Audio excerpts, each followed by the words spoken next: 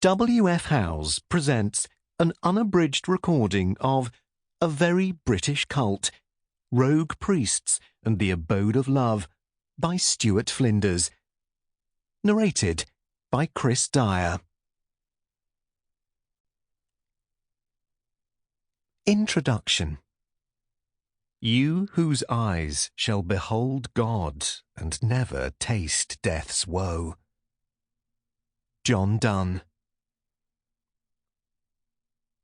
The village of Spaxton is an ancient settlement, more than 1,000 years old, but it remains largely unknown to outsiders.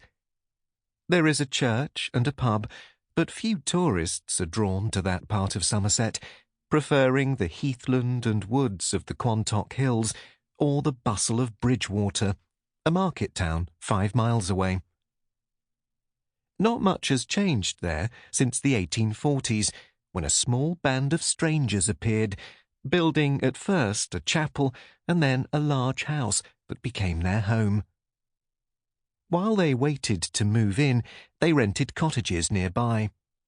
Their more established neighbours in such a small community must have been curious about these recent arrivals, and in the autumn of 1846, the newcomers really gave them something to talk about. 2 of the new residents, sharing one of the rented cottages, were Julia Prince and Louisa Nottage.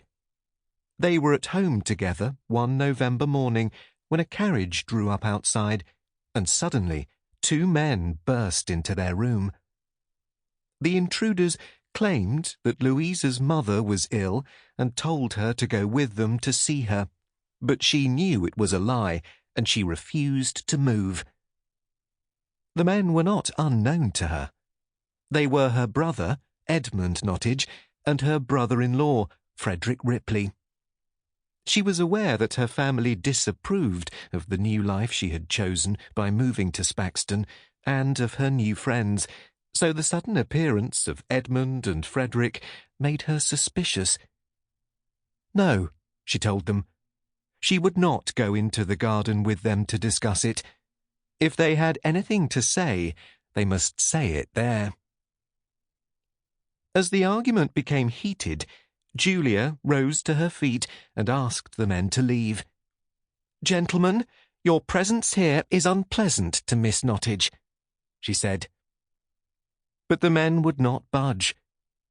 Alarmed at their behaviour, Louisa put her hand in Julia's and they tried to leave the room together, but Edmund stopped them, forcing him.